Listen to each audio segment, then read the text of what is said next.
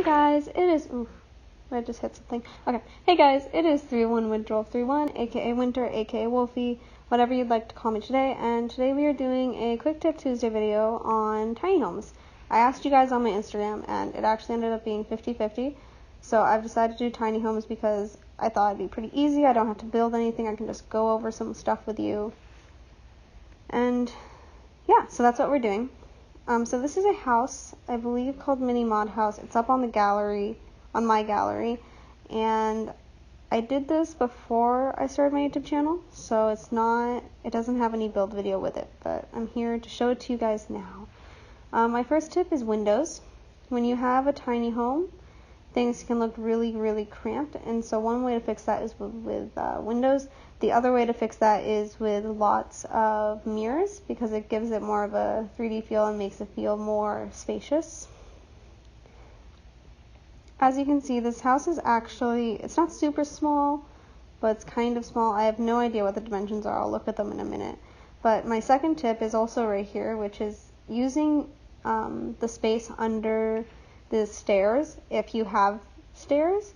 I've used a desk. In another build, I used for a kitchen counter, and I used it for a sink. So you can actually use the space. It doesn't get covered. It's not like your sim can't reach it for the most part, unless you get too far under where the staircase is too low. You shouldn't have any issues. My third tip, also slightly shown here, is keeping your stuff off of the floor. You have very limited floor space when you do tiny homes, and if you're going to do a really small tiny home, you definitely don't want to use up your floor space.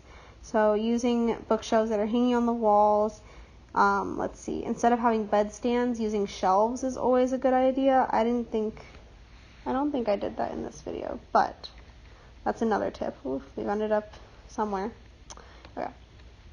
So yeah, I didn't do that for this one, but you can see that I do a very small bedroom.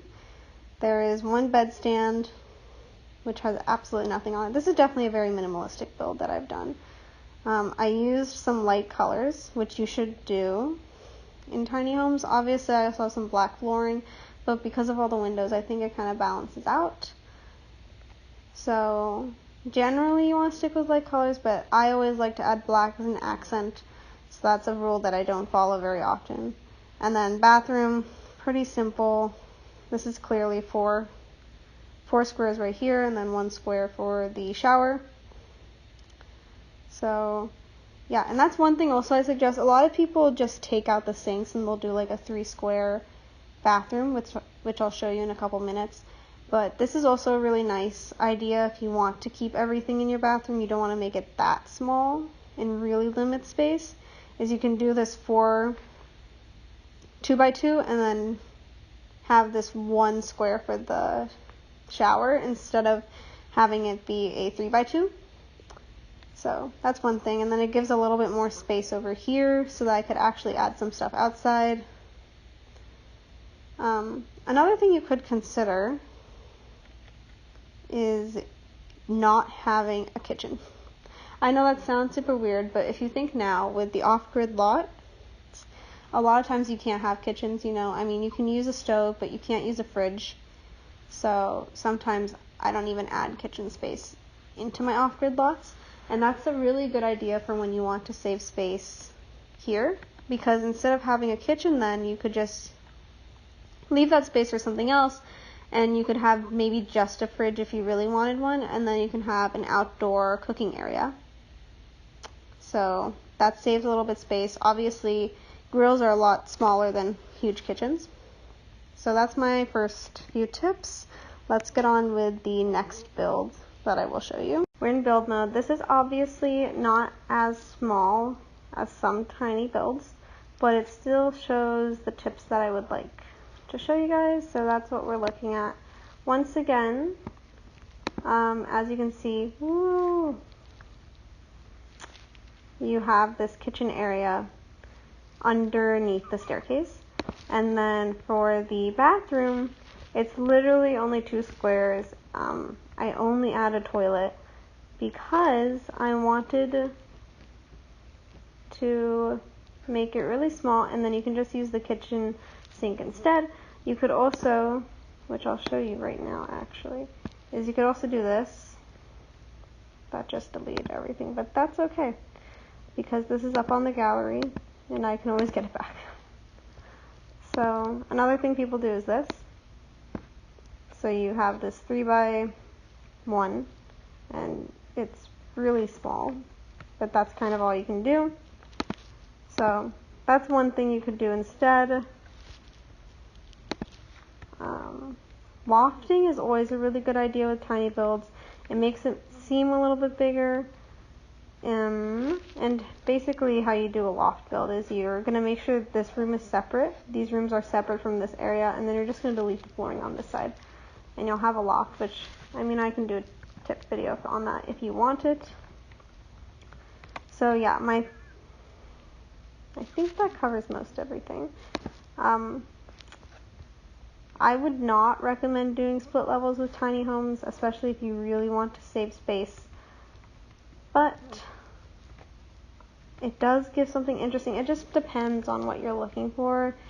If you really want like an extremely small build, or if you want something that's smaller but not necessarily that minimalistic. So yeah, I'm gonna go check out the other builds and see what else I can tell you.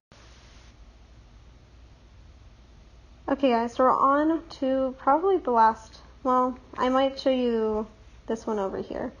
That's actually part of a 10K build I'm going to do. But anyways, let's get on to this one. So this kind of shows the idea that I was saying where you have this outdoor seating area instead. So you can open up space here. So here, I mean, I still have a dining table. This is a dining table. But I also have a computer. We have a TV in front of there so they could just watch it from there. It's kind of just multi-purpose. And then all I have is a fridge, although honestly I don't really think you even need a fridge. I mean, yes, having to make food every single day is annoying, but I think it's not that big of a deal. It really, once again, depends on what you're looking for. And build objects, by the way, the build objects sheet is going to be your friend if you're going to do a tiny home. Because then you can just like take all these things and move it really close to each other, and then it definitely helps to like save space. So if you're trying to get your sim to be okay with going somewhere they can, in this case, trying to fit both the sink and the fridge, which I think this will probably work. Probably. Another thing about tiny builds is that sometimes they look a little bit too open. I personally, I like a good floor plan that's open, but I don't like it when the bedroom is just like out there. So what I've done in this is I've used I think the largest half wall they have, and then I've just added this bed, so it's a little bit more separated. Obviously people can still just like walk in, but it's better. And I mean, if you really wanted to, you could close it off using a regular wall, but I think this just makes it a little bit more spacious. And if you want to make it a lot more spacious, you could use a smaller half wall. And then what I was saying earlier about making sure you don't use up your floor space is using shelves, like wall shelves for your bedstand. So instead of having a bedstand like hanging off here, you would use this. Obviously you can move it over, you can make it smaller. You know, I mean, I would probably match the wood so it didn't look as weird.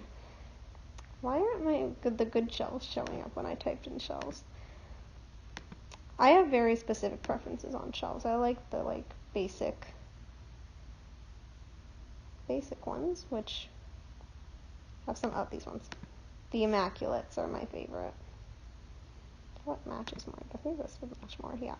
So just doing something like this instead, so that you can still have like kind of like a bedstand, but not. And then of course you can match it so it's higher up, or you could put it down lower, like right there. It really depends once again on what you're looking for. I don't like having rooms that don't have closets. Obviously in The Sims you don't really need them, but I like to make my builds a little bit realistic, so this one does have a closet. So this can basically be for a couple. I haven't tested if this actually works, but otherwise you would just get rid of it. You know, you would do a 1 chair type thing.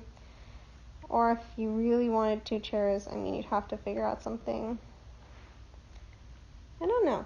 I mean, you could add the sink outside instead, which I think might be a little bit weird.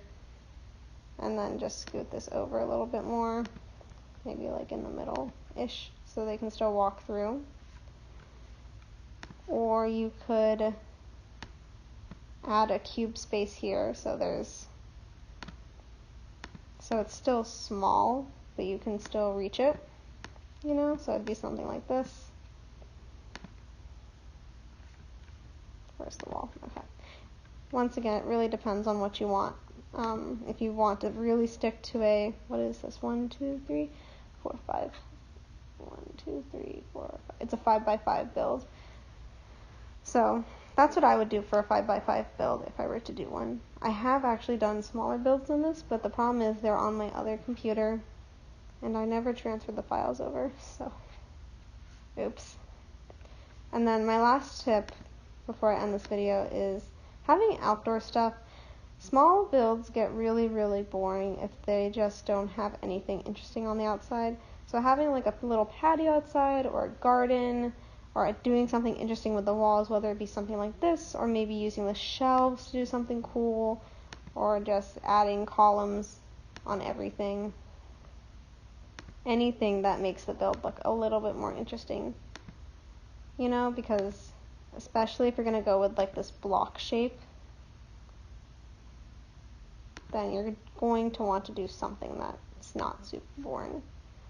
So, I mean, I don't know, this isn't exactly what I would call interesting, but I'm just showing you guys, like in general, what I'm talking about. Something like that, or maybe adding like plants on the walls, that's always a good idea. So, yeah, I think that covers my tips for today. If you want more tips, let me know in the comments down below. I think I'm going to do my waterfall quick tip video next. If I have time. I actually leave for college next week, so I don't know how much time I'm going to have. I'm still pre-recording some things, but we'll see how it goes. So, yeah. I hope you guys enjoyed this video. Make sure to give it a thumbs up if you did, and make sure to hit that sub button. I don't know why I just said that so weirdly. Make sure to hit that subscribe button if you like me, and you could also hit that bell if you really want to, because if you really like me, then you get to see my videos almost immediately. But that's all I gotta say. I have a couple of builds coming up soon, and a couple of collabs coming up, so you guys should definitely keep in mind for that. And yeah, thanks for watching once more, and I will see you next time. Bye!